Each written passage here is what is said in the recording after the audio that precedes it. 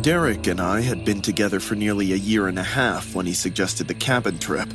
The cabin was 3 hours outside the city, tucked away in the woods with no neighbors in sight.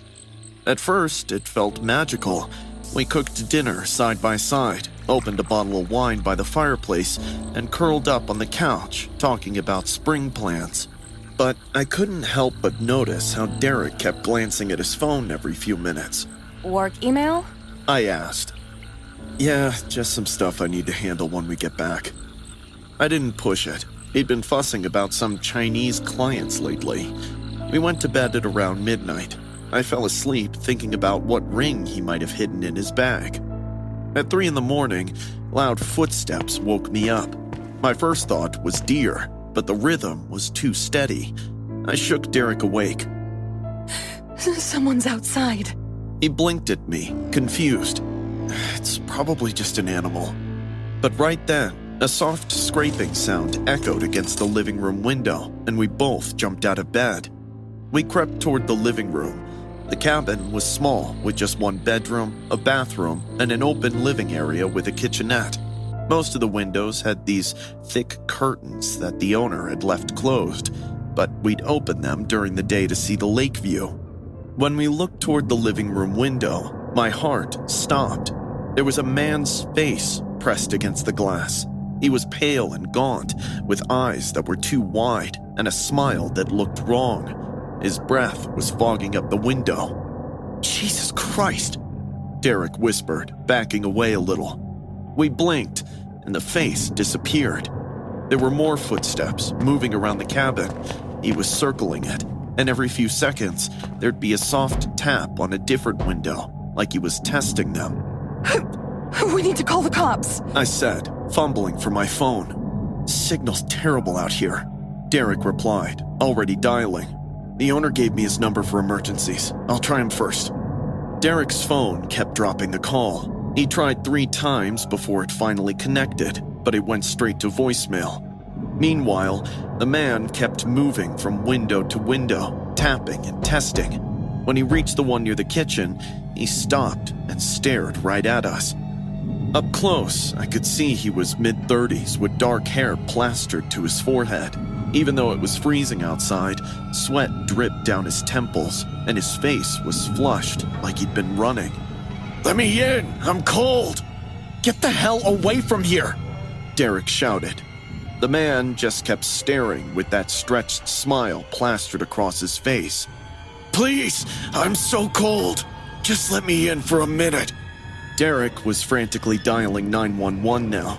It took 4 tries before the call finally went through. He yelled our location, screaming that someone was breaking in. The man's smile dropped in an instant. His face went completely blank before it contorted with rage. He ran to the front door and started kicking. The whole cabin shook, wood splintered with each impact. "I'll kill her! Open the door! Go away! The cops are coming!" Derek shouted, backing away. Everything went dead quiet. For about 30 seconds, I thought he'd run off, maybe scared of the police. But then, he showed up at that kitchen window again. "You didn't tell her, Derek." Wait a sec. You know this guy? Derek didn't answer. He just stood there, staring at the man in the window. The man pulled back, then slammed his head into the glass over and over. Blood streaked down the window. The glass cracked, and thin lines spread from the impact point. "Jesus, Jake, stop!" Derek yelled. But Jake didn't stop. His forehead split open. Blood poured down his face as he kept ramming his head into that window. The cracks spread wider. "Please!" Derek's voice broke. "Jake, please stop!" Jake slammed harder. The window was about to shatter. "I'm sorry!" Derek screamed, dropping to his knees. "I'm sorry, okay? I'm sorry!" Jake stopped and stood there, swaying, while blood dripped from his face onto the snow below. And he smiled. "I told you I love you, Derek. I can't see you with anyone else." Saying this, he turned and walked into the darkness. I looked at Derek, who was still sobbing on his knees. I should have told you earlier, Olivia. The cops showed up about 45 minutes later. By then, Derek told me most of it. The man's name was Jake. They'd been together for 2 years. Derek had been seeing both of us this entire time. He lives 2 hours north, Derek said, voice shaking. I told him I had work trips. He didn't know about you. I thought I could just figure it out. Figure what out? I choked. Who I wanted to be with. I kept meaning to end it with him, but you didn't. he shook his head. He found out somehow. Saw something on my social media. I don't know. He started calling, texting, saying he was coming to us. I thought he was just upset that he'd cool off. He tracked you here? He must have followed us or put something on my phone. I don't know.